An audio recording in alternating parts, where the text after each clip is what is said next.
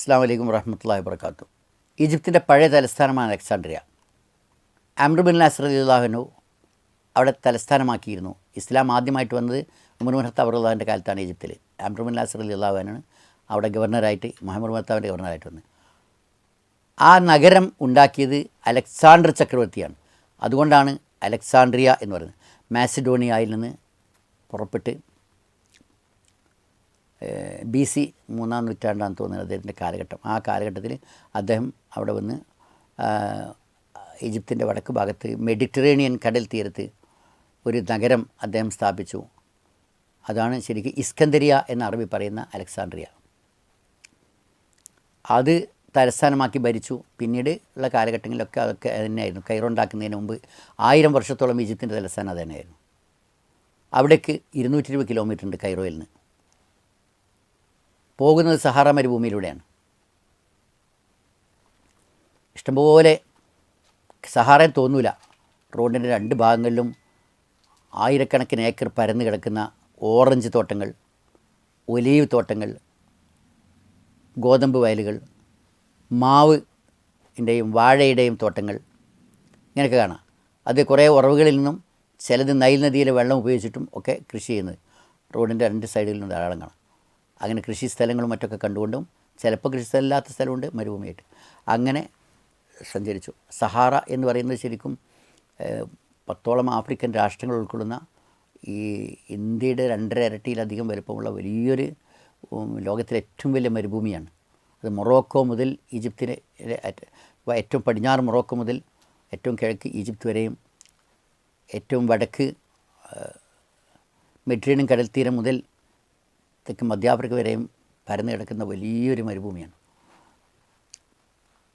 അതിലും എവിടെയെങ്കിലുമൊക്കെ ജനങ്ങളുണ്ടാവും, ചില സ്ഥലങ്ങളിൽ മാത്രം മരുപ്പച്ചകളിലും ഒക്കെ.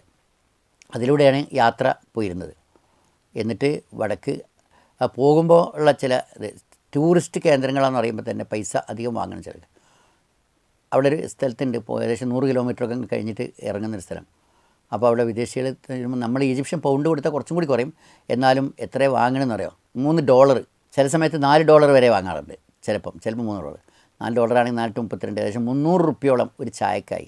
ഒരു ചായക്കാണ്, ഒരു കാലി ചായക്ക് 300 റുപ്യ എടുത്ത് ചായ കുടിക്കണം. എന്തിനാണ് ഞങ്ങൾ ആൾക്കാർ ചോദിക്കുമ്പോൾ നമ്മളെ കൂട്ടത്തിൽ ചില മലയാളികൾ യാത്രയിൽ ഗ്രൂപ്പിൽ ഒക്കെ അത് ചായക്ക് ചായനെ കിട്ടേണ്ടതെന്ന്. ചായൻ്റെ അടിമകളായ ചില ആൾക്കാരുണ്ട്, അവർക്ക് ചായ കിട്ടണം എന്നാണ്. അതിനു വേണ്ടി ഇത്രയും സംഖ്യ കൊടുത്തു കുടിക്കും. അങ്ങനെയൊക്കെയുള്ള എക്സ്പെൻസീവാണ് അവിടുത്തെ കാര്യങ്ങളൊക്കെ.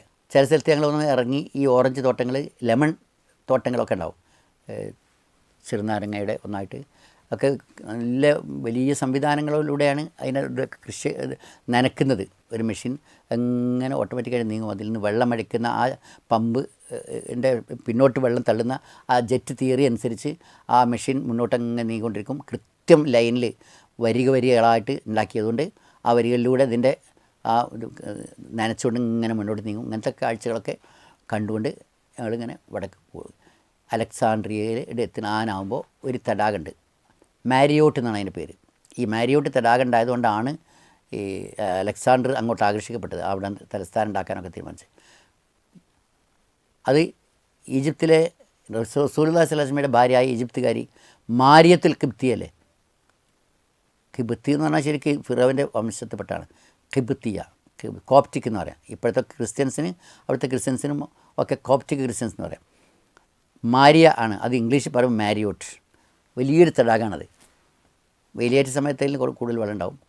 ആ തടാകം ശരിക്ക് സ്വതന്ത്രമായിരുന്നു, അന്ന് ശുദ്ധവെള്ളമായിരുന്നു. എന്നാൽ നെപ്പോളിയൻ ഈജിപ്ത് ഭരിച്ച കാലത്ത് അദ്ദേഹത്തിനോട് കുറച്ച് അവിടുത്തെ തൊഴിലാളികളും മീൻപിടുത്തക്കാരും ഒക്കെ കുറച്ച് ചില കാര്യത്തിൽ എതിരായി നിന്നപ്പോൾ അദ്ദേഹം അത് ഉപ്പുവെള്ളമാക്കാൻ വേണ്ടി കടലുമായിട്ടുള്ള അതിൻ്റെ സെപ്പറേഷൻ പൊട്ടിച്ച് മെഡിറ്ററേനിയൻ കടന്ന് വെള്ളം അതിലേക്ക് കയറി. ഇപ്പോൾ ഉപ്പ് തടാകമാണത്. ശരി. എന്നാലും ധാരാളം കൃഷി മത്സ്യബന്ധനം നടക്കുന്നുണ്ട്. കൃഷിക്ക് ഇപ്പോൾ പറ്റില്ല, കാരണം ഉപ്പ് ആയല്ലോ, ഉപ്പ് വെള്ളമായില്ലേ. മറ്റതിന് മുമ്പ് ഉപ്പ് അല്ലാത്ത വെള്ളം തന്നെയായിരുന്നു. അധികം ആഴൊന്നുമില്ലാത്ത ഒരു തടാകം, അങ്ങനെ പരന്ന് കിടക്കുന്നു. ഇതിൻ്റെ തീരത്തുകൂടെ അങ്ങനെ പോവും. എന്നിട്ട് ലാസ്റ്റ് അലക്സാണ്ട്രിയയിൽ എത്തും. അലക്സാണ്ട്രിയ ഈ മെഡിറ്ററേനിയൻ കടൽത്തീരത്താണെന്ന് ഞാൻ പറഞ്ഞല്ലോ. യൂറോപ്പിൻ്റെയും വടക്ക് യൂറോപ്പിൻ്റെയും തെക്ക് ആഫ്രിക്കയുടെയും കിഴക്ക് സിറിയ, ഫലസ്തീൻ ഇസ്രായേൽ രാജ്യങ്ങളുടെയും പടിഞ്ഞാറ് ഭാഗത്ത് ജിബ്രാൾട്ടർ കടലിലും, അതായത് സ്പെയിനും മൊറോക്കോയും കൂടി ചേരുന്നതിൻ്റെ അടുത്തുള്ള അതിൻ്റെ ഇടയിലുള്ള ഇട ഒരു 11 കിലോമീറ്ററുള്ള ഒരു ഗ്യാപ്പ്, അതാണ് അതുവരെയും പരന്ന് കിടക്കുന്ന ഒരു ഉൾക്കടലാണ്.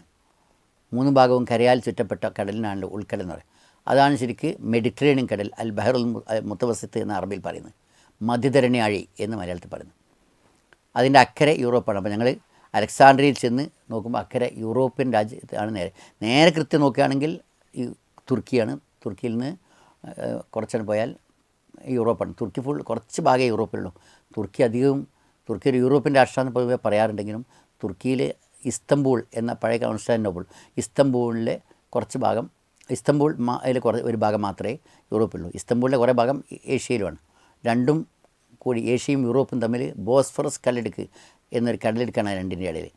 ഇതിൻ്റെ മുകളിലൂടെ ഒരു പാലം വഴി ബന്ധിപ്പിച്ചിരിക്കുകയാണ്. ആ പാലത്തിൽ കൂടെ പോന്നാൽ യൂറോപ്പിൽ നിന്ന് ഏഷ്യയിലേക്കും ഏഷ്യയിൽ നിന്ന് യൂറോപ്പിലേക്കും പാസ് ചെയ്യാൻ കഴിയും. അതൊക്കെ കണ്ട് ബോട്ടിൽ ഇങ്ങനെ സഞ്ചരിക്കാം ഈ ബോസ്ഫറസ് കടലിടുക്കിലൂടെ. അപ്പോൾ ഒരു ഭാഗം ഏഷ്യ, മറ്റേ യൂറോപ്പ്, അങ്ങനെയാണ്. ഏഷ്യയുടെ യൂറോപ്പിൻ്റെ ഇടയിലാണ് ഈ ബോസ്ഫറസ് കടലിടുക്ക്. ഈ പറഞ്ഞ ഇസ്തംബൂൾ എന്ന് പറയുന്നത്. ഇസ്തംബൂൾ സിറ്റിയെ പറ്റി ഞാൻ തുർക്കി യാത്രയിൽ വേറെ പറയാം. അത് ഞാൻ ആ യാത്ര അന്ന് ബോസ്ഫറസ് കടലിലൂടെ യാത്ര ചെയ്തൊക്കെ ഇസ്തംബൂളിലാട്ടോ. അത് ഈജിപ്തിൽപ്പെട്ടതല്ല. ഈജിപ്തിൻ്റെ അനുഭവം പറയുകയാണെങ്കിൽ ഞാൻ ഇടയ്ക്കത് ആ ഓർമ്മയിൽ പറഞ്ഞു പോയെന്നേ ഉള്ളൂ. ഈജിപ്തിൽ അലക്സാണ്ട്രിയ സിറ്റിയെ പറ്റിയാണ് ഇപ്പോൾ പറയാനുള്ളത്. അലക്സാണ്ട്രിയ സിറ്റി എന്ന് പറയുന്നത് ഞങ്ങൾക്ക് അവിടെ തീവ്രമായ ചില അനുഭവങ്ങളുണ്ടായിട്ടുണ്ട്. ഒരിക്കലൊരു ഗ്രൂപ്പുമായിട്ട് കൊണ്ടുപോയ കൂടുതൽ അവിടെയുള്ള ഏറ്റവും വലിയ ലൈബ്രറിയാണ് ലോകത്തിൽ, അറബ് ലോകത്തിലെ ഏറ്റവും വലിയ ലൈബ്രറിയാണ്. 7.5 ലക്ഷം പുസ്തകങ്ങളുള്ള അലക്സാണ്ട്രിയ ലൈബ്രറി, അൽ മക്തബത്തുൽ ഇസ്കന്ദരിയ. അനേകായിരം വിദ്യാർത്ഥികൾ പഠിക്കുന്ന അലക്സാണ്ട്രിയ യൂണിവേഴ്സിറ്റിയോട് ചേർന്നാണത്. ടോളമി രണ്ടാമൻ്റെ കാലഘട്ടത്തിൽ ഉണ്ടായിരുന്ന അവിടുത്തെ ലൈബ്രറി കത്തിപ്പോയി പിൽക്കാലത്ത്. അത് മുസ്ലിങ്ങളാണ് കത്തിച്ചത് എന്ന് ചിലരെ എടുത്ത് പറയാറുണ്ട്. ഒരിക്കൽ MSFകാർ എന്തോ ഒരു പ്രശ്നത്തിൻ്റെ പേരിൽ നബിയുടെ ഫോട്ടോ എന്തോ കൊടുത്തതിൻ്റെ പേരിൽ പറഞ്ഞ് ടെക്സ്റ്റ് ബുക്ക് കത്തിച്ചപ്പോൾ പറഞ്ഞിരുന്നു അതിൽ ഇവരുടെ പൂർവികന്മാർ അലക്സാണ്ട്രിയ ലൈബ്രറി കത്തിച്ചതാണെന്ന്. അത് തെറ്റാണ്. ജവഹർലാൽ നെഹ്റു പ്രത്യേകം എടുത്ത് പറയുന്നുണ്ട്, ഒരു പുസ്തകം ലോകത്തിൻ്റെ ഏതെങ്കിലും ഭാഗത്ത് നിന്ന് കിട്ടുകയാണെങ്കിൽ അത് വിലമതിക്കാനാവാത്ത പൈസ കൊടുത്തിട്ട് വാങ്ങിക്കൊണ്ടുപോയി ലൈബ്രറി ഉണ്ടാക്കുന്ന ആൾക്കാരാണ് മുസ്ലിങ്ങൾ. യൂറോപ്പിലും ബഗ്ദാദിലും ഒക്കെ ഇരുന്ന ആൾക്കാർ. അവരൊരിക്കലും പുസ്തകം കത്തിക്കില്ല. പുസ്തകപ്രിയരാണ് വരുന്നത്. അത് ഒന്നുകിൽ ബാബിലോണിയൻ ചക്രവർത്തി കത്തിച്ചാണ്, അല്ലെങ്കിൽ അത് ഇടിമിന്നലിൽ കത്തിയതാണ്. അത് കത്തിയ ശേഷം പിൽക്കാലത്ത് കുറേ കാലം അവിടെ ഒന്നുമില്ലായിരുന്നു. അതേ സ്ഥാനത്ത് വീണ്ടും ഒരു ലൈബ്രറി ഉണ്ടാക്കാൻ വേണ്ടി യുനെസ്കോയിൽ ഹുസ്നി മുബാറക്ക് എന്ന ഈജിപ്ഷ്യൻ പ്രസിഡൻറ്റ് ആവശ്യപ്പെട്ടു. അങ്ങനെ യുനെസ്കോയുടെ സഹായത്തോടു കൂടി അവിടെ പിന്നീട് ഉണ്ടാക്കിയ ഒരു 7 നില ലൈബ്രറിയാണ് അലക്സാണ്ട്രിയ ലൈബ്രറി. ഇപ്പം നമ്മൾ ചെന്നാൽ കാണാൻ പറ്റുന്നത്. അതിൻ്റെ വിദേശകാര്യ ഓഫീസറുണ്ട് ഷെരീഫ് റിയാദ്. ഞങ്ങൾ നല്ല പരിചയമാണ്. പല പ്രാവശ്യം ഗൈഡായിട്ട് യാത്ര ചെയ്യുമ്പോൾ അവിടെ ചെന്നിട്ട് ഓക്കെ അദ്ദേഹം കാണുമ്പോൾ തന്നെ പറയാം, റസാഖ് എന്ന് പറയും. അദ്ദേഹത്തിൻ്റെ 3-ാം നിലയിലുള്ള ഓഫീസിൽ നിന്ന് നോക്കിയാൽ മെറ്റീരിയൽ കടലിലേക്ക് നല്ല കാഴ്ചയാണ്. അതിൽ പല പുസ്തകങ്ങളുണ്ട്. അതിൻ്റെ ഖുർആൻ ചരിത്രഭൂമിയുടെ CD ഞാൻ അവിടെ കൊടുത്തിരുന്നു പിൽക്കാലത്തുള്ള യാത്രയിൽ. മലയാള പുസ്തകങ്ങളുടെ സെക്ഷനില്ല, പക്ഷേ ചരിത്രഭൂമിയുടെ അറബിക് CD അവിടെ കൊടുത്തിട്ടുണ്ട്. അതിൻ്റെ CD സെക്ഷനിൽ ഇപ്പോഴും അതുണ്ട്. അവിടെ 3000-ഓളം സ്റ്റുഡൻസിന് നെറ്റ് സൗകര്യത്തോടു കൂടി എപ്പോഴും റെഫർ ചെയ്ത് പഠിക്കാൻ സൗകര്യത്തോടു കൂടിയുള്ള ഇതെല്ലാം അവിടെ ഉണ്ട്. ഈജിപ്തിൽ ആദ്യം ഉണ്ടായിരുന്ന ബൂലാക്ക് എന്നൊരു പ്രസ്സുണ്ട്, അറബിക് പ്രസ്. അതിപ്പോൾ അവിടെ പിന്നെ കാലം കഴിഞ്ഞ് ശേഷം അവിടെ കൊണ്ടുപോയി വെച്ചിട്ടുണ്ട്. ഇങ്ങനെ പിന്നെ അൻവർ സാദാത്തിൻ്റെ മ്യൂസിയം, സാദാത്തിൻ്റെ ജീവിതം മുഴുവൻ, അതിൻ്റെ അദ്ദേഹത്തിൻ്റെ ഷർട്ട്, കോട്ട്, വെടിവെച്ചപ്പോൾ അദ്ദേഹത്തിൻ്റെ കീറിയ ഷർട്ട്, പേന, റേഡിയോ പോലുള്ള എല്ലാ കാര്യങ്ങളും അവിടെ കാണാൻ പറ്റും. ബദവികളുടെ മ്യൂസിയം വേറുണ്ട്, ബദവി മ്യൂസിയം. ഇതൊക്കെ അടിത്തട്ടിലാണ്. ഏറ്റവും അടിത്തട്ട് മെഡിറ്ററേനിയൻ കടലിൻ്റെ ലെവലിൻ്റെ താഴെയാണ്. ഒരിക്കൽ അവിടുത്തെ ഈജിപ്ഷ്യൻ സ്കൂളിലെ കുട്ടികൾ, പെൺകുട്ടികളുള്ള സ്കൂളിൽ ഒന്നായിട്ട് ഈജിപ്ഷ്യൻ ടൂറിസ്റ്റുകളാണ് അവിടെ വന്നപ്പോൾ ഇത് ഇന്ത്യയിൽ നിന്ന് വന്നതാണ് എന്ന് അറബിയിൽ ഞാൻ സംസാരിച്ചപ്പോൾ ഒന്നായിട്ട് അവർ വളരെ അത്ഭുതം പ്രകടിപ്പിക്കുകയും ഒക്കെ ചെയ്തു. കാരണം ഇന്ത്യയിൽ നിന്ന് വന്നിട്ടൊക്കെ ഇത് അറബി സംസാരിക്കാൻ പറ്റുന്നുണ്ടോ എന്ന് ചോദിക്കുന്നത്. അപ്പോൾ ഇന്ത്യയിലുള്ള അറബി ഭാഷയുടെ സ്വാധീനത്തെക്കുറിച്ചൊന്നും അവർക്കറിയില്ല. പിന്നെ ഇത് ലൈബ്രറി ഒക്കെ കണ്ടു. അവിടെ ഒരുപാട് പുസ്തകങ്ങൾ ധാരാളം ഉണ്ട്. എപ്പോഴും നമുക്ക് വേണമെങ്കിൽ അവിടെ ആൾക്കാർക്ക് കയറി പഠിക്കുകയൊക്കെ ചെയ്യാം. വളരെ ഉജ്ജ്വലമായി കൃത്യമായി നടന്നുകൊണ്ടിരിക്കുന്ന ഒരു ലൈബ്രറിയാണ്. പിന്നെ അവിടെ കാണാനുള്ള അത് കാറ്റാകോംബ് എന്നാണ്. അതിനെക്കുറിച്ച് ഇൻഷാ അല്ലാഹ് അടുത്ത എപ്പിസോഡിൽ പറയാം.